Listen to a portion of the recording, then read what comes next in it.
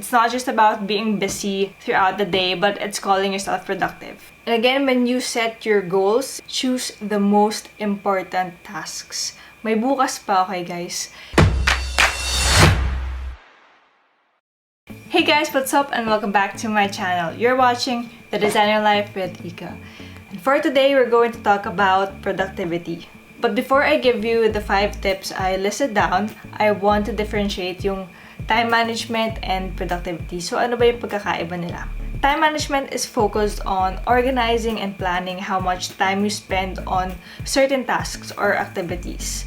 Tapos ang productivity naman, it's how efficient and effective you use your time to achieve your goals.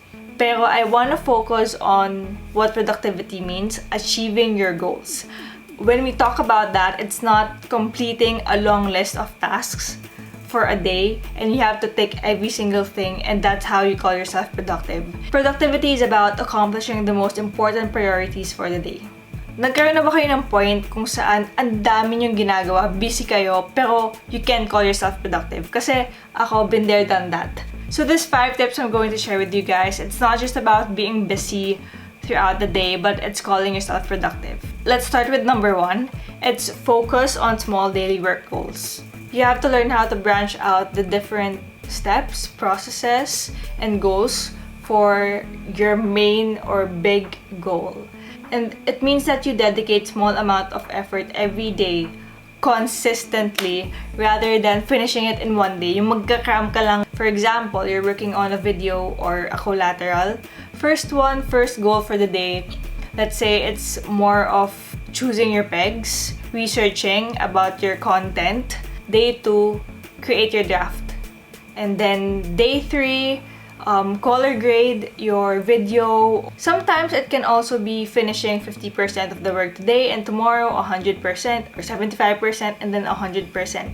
If you're given a project or if you're given a task, try to do it early, plan it out in your calendar so that you can set your small or daily work goals.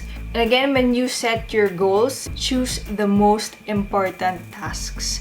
May bukas pa, okay guys?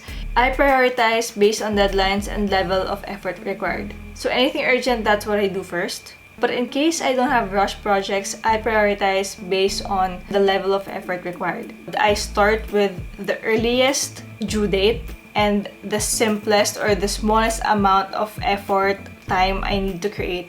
So ibig sabihin yung pinaka-simple. I want to finish the simple things immediately para kung may mahihirap, longer amount of time I need, at least kung matagalan man ako, hindi ko naiisipin yung mga madadaling tasks at nagawa ko na siya.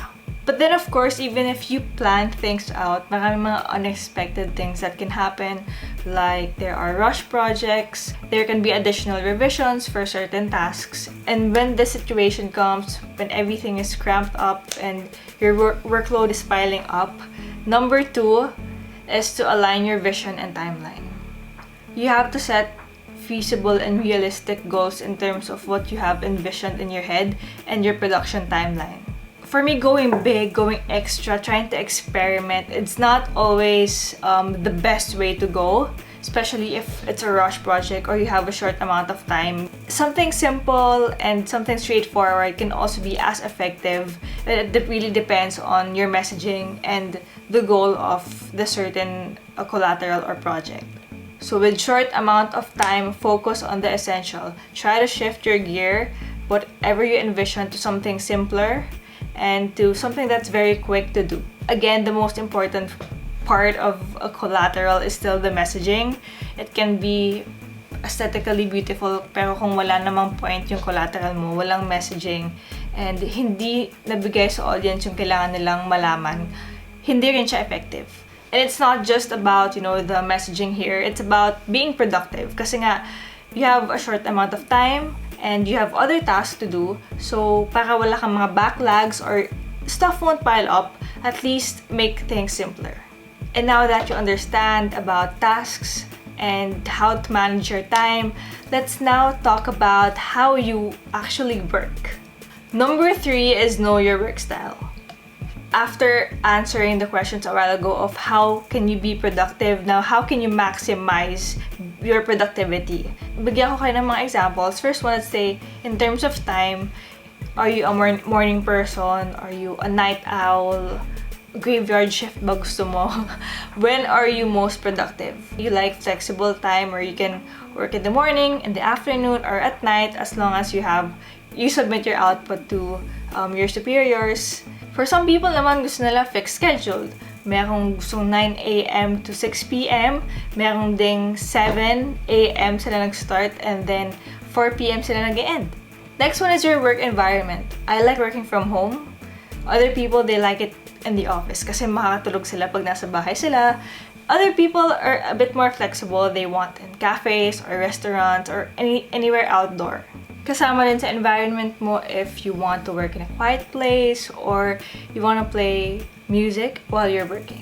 I've got this work style na hindi magets ng mom ko kasi she's the type of person who works in a quiet place. She wants focus. And ako, I listen to music when I edit static collaterals. It pumps me up and it matches the mood. Let's say, for example, a happy collateral, a bright collateral matches with pop music, upbeat music. And one more thing, I watch K-drama while I work. Basta static or walang video, walang audio yung ine-edit ko. It's because I need background noise. If there's no background noise, I tend to scroll over my phone, search the internet, kaya mas hindi ako nagiging productive. But if I start and cast a K-drama in front of me, I get to start working and it pumps me up for some reason. That's how I work. And I work from home, so it's easy for me to do that. Comment down below if you have that work style you know about yourself or some crazy things that other people might not understand, pero it makes you productive. So from work focus tips, let's now go to time blocking. And tip number 4 is to set alarm for breaks. Taking breaks, it's essential, guys. Especially in between work, not just lunch break, but breaks in between long hours of work. I'm gonna share with you ano yung mga types of alarm na meron ako for like break. Number 1 is water break. Keeping yourself hydrated is important. At the same time, like going to get some water and that few steps, at least na-stretch yung body mo, nawala ka dun sa fatigue na sitting down all day editing. Like that 1 minute break can allow you to get refreshed. So ako, I have an 11 a.m., 2 p.m., 4 p.m., and 6 p.m. Water alarm. Second one is most important for us designers. It's screen break. Eye sore, eye strain. Hindi pwede mangyari sa atin yan kasi talagang importante na alagaan natin yung eyes natin. That's the gift that we have, the eye for design. Pwede you can just simply close your eyes for like 5 to 10 minutes or at least basta wag kayong tumingin sa screen or sa phone nyo. Also, as designers, I think you have to put eye drops kasi talaga magdadaka yung eyes natin dun all the radiation or screen time that we have. And one hack I do, it's also from my eye doctor. Cold compress to relieve any itchiness, dryness, sometimes heat. Ayan, pag sobrang tagal na sa screen, sobrang init ng mata. So that's what I do. I put cold compress to relieve. Last one is fresh air break. Yes, fresh air break. For me kasi it's quite accessible since I work from home. I actually just go out of the house, take a walk, have some fresh air to breathe. Sometimes I play with my cats. But if you're in the office or like outside, maybe you can simply change your environment or stretch a bit. Sometimes it can give you a creative restart. And moving around, like walking, stretching a bit, it removes the muscle tension of like yung editing position natin. Kaya comment down what type of breaks you have. Maybe you have your own. Yung iba nga nagsisiesta, diba? Or like power nap. Remember that taking care of yourself is as important as accomplishing your work goals. That goes to my next tip. It's to time block your personal plans. At first, for let's say workaholics or for those that are really into keeping themselves busy, like rest or the concept of self-care and relaxation is hard to understand, but you have to prioritize your well-being so that you can give more in terms of work.